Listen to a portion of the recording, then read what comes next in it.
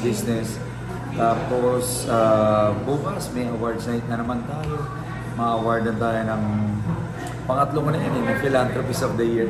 Iba-ibang organization. But ang pinaka-proud ako na nakita nila yung efforts ng Dear SB. Parang best public service show, something like that. Pero bukas ko palang marireceive, pero nabanggit sa akin. Parang gano'n. So, first na marireceive ko na award for Dear SB. Actually, may international award pa nga eh. Kaso sa US, for Dear SB. So, kailangan ko pumunta doon, ma-award daw sa akin. Parang hindi ako makapunta sa LA eh. So, I don't know kung paano yun. So everything may nangyayari, ang daming magandang nangyayari, palakas ng palakas yung team, ang daming sumusupport, iba't ibang sectors. Anong feeling, Mayor, na kinikilala na rin yung na ina-acknowledge yun? Di ba, hindi lang basta I'm grateful and humbled, lalo na 2 years pa lang yung Dear SB. Siguro kahit bago pa lang kami, kahit 2 taon pa lang, marami nang nakakakita ng mga tinutulungan natin. Nakikita nila, walang pinipiling tinutulungan, walang lugar na pinipili. Katulad ngayon, kung saan lugar na naman yan. Kahapon, nasa Taguig ako ha, may Dear SB doon, tinulungan ko. Nakakatuwa, nakakita na naman ako ng Show Maynila doon. Totoo, Show Maynila, umiiyak. May pampa-opera na daw siya nung pambili ng gamot nung pamangkin niya na anak niya na may cancer, may malaking rito. So sold out niya yung Show Maynila kahapon. Sa Taguig yun, hindi po yan sa Maynila. So yun ang natutuwa ko na nakakatulong na talaga yung mga gawa nating programa. Lalo na yung mga kabuhayan na mga programa natin sa mga kababayan natin. Nakapanood namin, Mayor, yung bulong-bulungan session. Tuloy-tuloy pa rin ba yun? Tuloy-tuloy, actually tradition yan eh. Minsan kasi nagsimula yan nung may isang lola na napahanga ako. Nabigay ko na lahat ng mga kailangan ko ibigay, regalo, negosyo. Pero sabi ko parang kulang pa, parang deserve pa nito ng mas maraming tulong. Ba't ayoko na sabihin sa camera? So binulong ko na lang. Mostly naman yun, financial assistance. Okay. Mahirap din kasi malaman minsan ng mga kapitbahay, kamag-anak, kung magkano binigay mo kasi minsan delikado pa baka kuwanan sila, maabuso sila. So sinisikret ko na lang. Pero halos nung after nun, yung buong lahat ng episodes, may bulong na. Oo. Diba? Ginawa na namin siyang tradisyon. Ginawa na namin siyang parang mahiwagang bulong ni SB.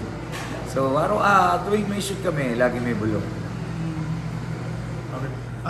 Mayor SB, ano daw? Ang dami lang curious kasi ang dami mong ginagawa everyday. Nabanggit mo nga kanina na laging hectic ang schedule mo. May day off ka daw ba? Ano ginagawa mo pag wala kang day off? Wala akong day off. Wala. Monday to Sunday, tuloy-tuloy ako. Napakadami nangangailangan ng mga kababayan natin. Kahit saan nga, kahapon, nasa Taguig. Ngayon, nandito tayo sa Quezon City. Siyempre, kailangan ko rin tutukan yung Maynila. So, walang day off eh. Ang pinaka-free time ko, pumunta ako sa mga anak ko. Katulad niya, nandiyan sila. Yung sa mga anak galing London, kakauwi lang. Sabi ko, punta ka rito. 15 years old. So, andyan sila. I have 3 boys. Doon siya nag-aaral. Boarding school. Pag nag-umpisa yung campaign, tuloy pa rin yung Dear SB or may iba munang host? Sa tingin ko, merong limitation. So, hindi muna magiging Dear SB. Ibang show naman. Pero sa'yo pa rin. Amin pa rin. Pero hindi na pwede yung title ko. Hindi na rin pwede akong lumabas.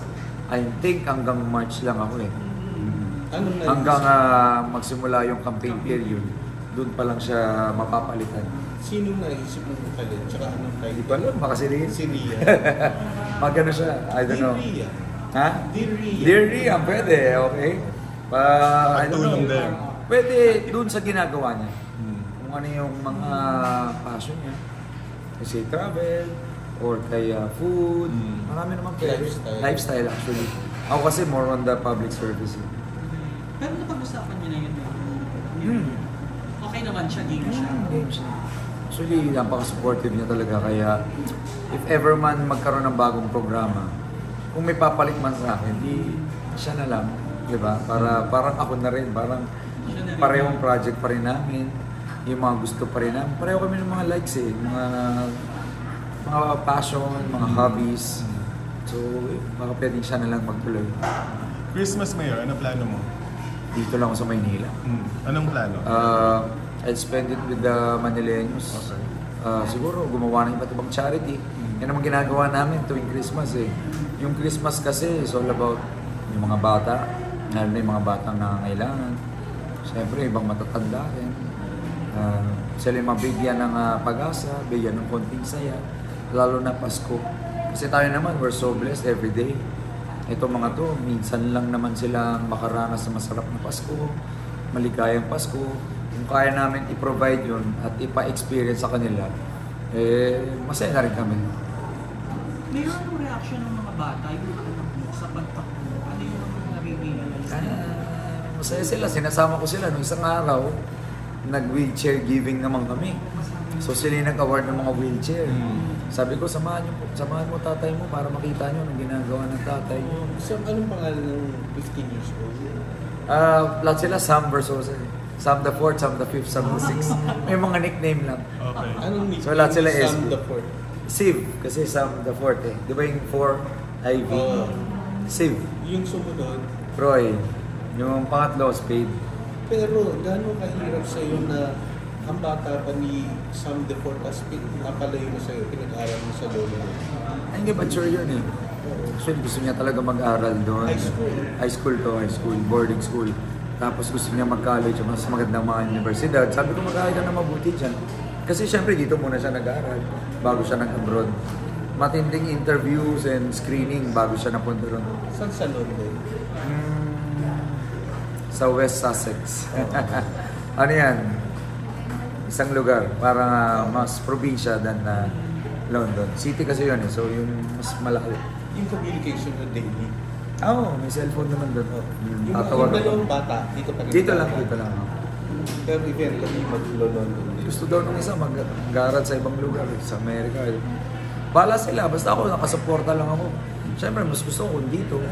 Pero kung may gusto silang puntahan, i-pursue, yung pinaka-importante sa akin, pag-aaral.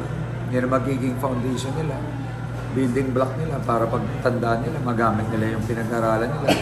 Training din yun for discipline. So, yun, supporta lang ako para sa mga gusto nila. Sabi ko naman, kahit anong gusto mo, basta galingan mo. Kung anumang trabaho yan, anumang profession yan, basta ikaw isa sa pinakamagaling dyan at magbuhos mo lahat, supporta ako sa'yo. No pressure.